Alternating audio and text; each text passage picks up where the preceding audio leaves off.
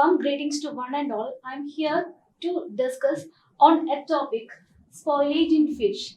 So, in spoilage of fish, I'll be discussing on postmortem changes in fish.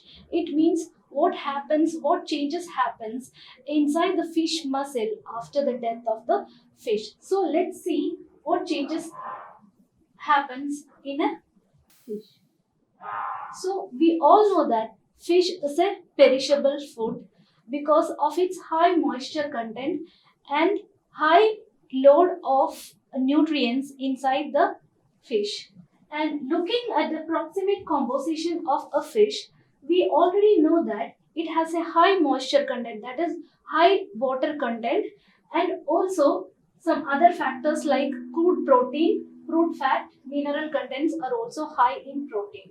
And also one of the main problem is that the fish they cannot tolerate even the ambient temperature, and also there is a high load of microbial content inside the fish, and microbial load is present in the gut, gills and intestine of the fish. And immediately after the death of the fish, all these microorganisms will activate and cause the spoilage of fish. So all these factors contribute to the spoilage of fish. So let's see what happens when a fish dies. So postmortem changes in fish. So the spoilage of fish, it is brought about by the action of enzymes, bacteria, and also some chemical constituents inside the fish muscle. And spoilage of a fish starts immediately after the death. And the postmortem changes involves three stages. That is rigor mortis, autolysis. Third one is bacterial invasion and putrefaction. Rigor mortis is nothing but it is the stiffening or the hardening of the fish muscle. And autolysis means autolysis of the proteins or fat using some enzymes. And next is the bacterial invasion.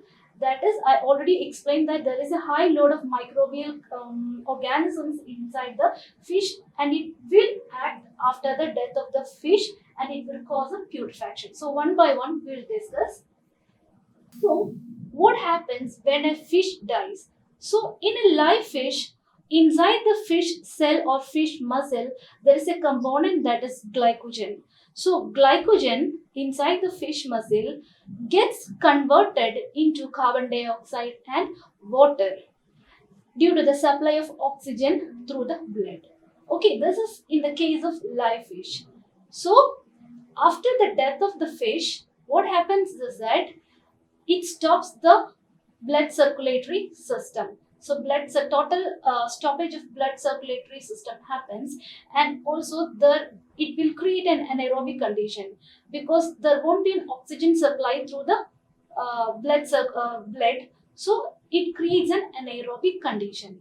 So what happens? Glycogen it not be converted to carbon dioxide and water. So in this anaerobic condition, this glycogen gets converted into lactic acid. Okay, so this is what happens in rigor mortis.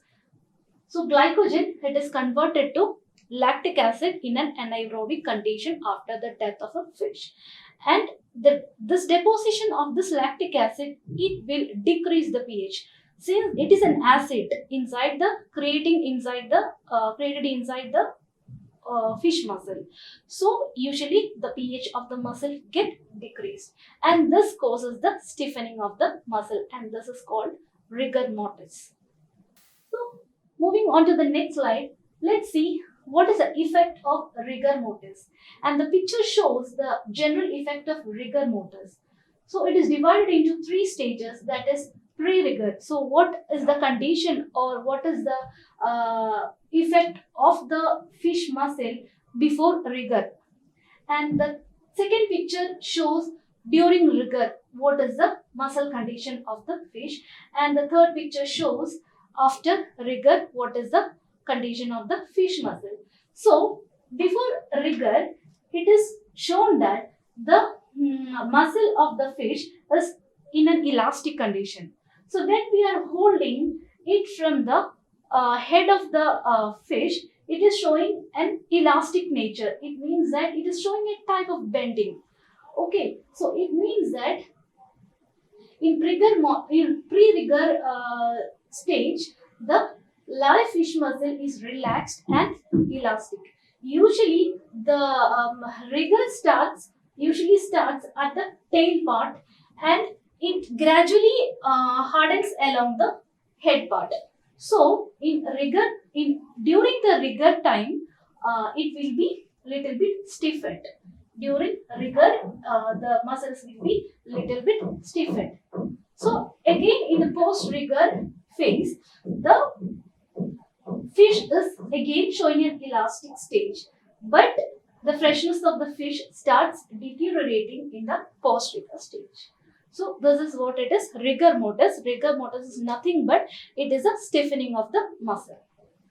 Next come the autolysis. What do you mean by autolysis? Autolysis, it is the enzymatic autolysis. It means it is a breakdown of proteins and fats using some enzymes like cathepsin, calpain, trypsin, chymotrypsin.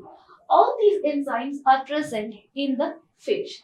So what happens? Suddenly after the completion of rigor mortis, the stiffening of the muscles during rigor mortis, the muscles were stiffened, and after the completion of rigor mortis, what happens is that the stiffening of the muscle gradually decreases, and what happens? The pH level also increases. In rigor mortis, the pH was very low, but in the case of autolysis, that time the pH gradually increases, and this causes the softening of muscle.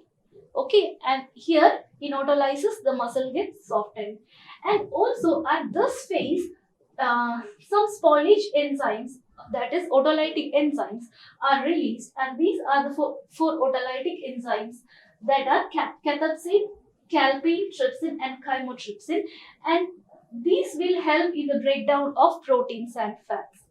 And with the help of this enzymes, the proteins and fats will be broken down to produce some spoilage substances. And this spoilage substances, these favors the growth of the microorganisms. And this is what it is, autolysis. So in autolysis, the major point is that ATP, adenosine triphosphate, which is an important main nucleotide present in the fish while death of the fish. So this ATP, it gets converted into number of components. That is, ATP will get degraded into ADP, and ADP to AMP, AMP to IMP, and then to inosine, and then to hypoxanthine. So hypoxanthine, it is the last component of the ATP degradation. And this hypoxanthine, if the hypoxanthine is present in the fish muscle, it will impart a bitter taste. Okay, it will impart a bitter taste to the fish muscle, and also the fresh flavor of the fish is completely is lost if there is hypoxanthine in the fish muscle. And IMP it is responsible for the desirable fresh fish flavor. So obviously hypoxanthine, it will be the indicator of freshness of fish. So this is what it is, autolysis, enzymatic autolysis. The third point is bacterial invasion. So I have already mentioned that there is a great load of bacteria inside the fish, that is inside the gills, gut, intestine, and slime. So after the death, all these bacteria, they will be active, and they will be inducing some reactions inside the fish tissues. So there is a component called TMAO, trimethylamine oxide, inside the fish. So in the marine fishes, this TMAO will get reduced to TMA due to some microbial actions. And this TMAO is an odorless component in the marine fish, and when it is reduced to TMAO, it will produce an offensive smell. Okay, so that is the first reaction. And the second one is that breakdown of amino acids into and formation of some primary amines. So in this case, histamine is formed from histidine. And third one is breakdown of urea. So urea in flesh is degraded to ammonia, and we all know that ammonia is accompanied by an offensive odor. So these are the three stages of spoilage in fish. That is, I repeat, the three stages are rigor mortis, then autolysis, that is enzymatic autolysis, and third one is bacterial invasion. So, how to control all these things? So, to control the spoilage of fish, first thing is the proper handling of the fish. And immediately after the catch, we have to ice it. We have to properly ice it. We have to lower the temperature. So, these are the main points to control the spoilage of fish. Thank you all.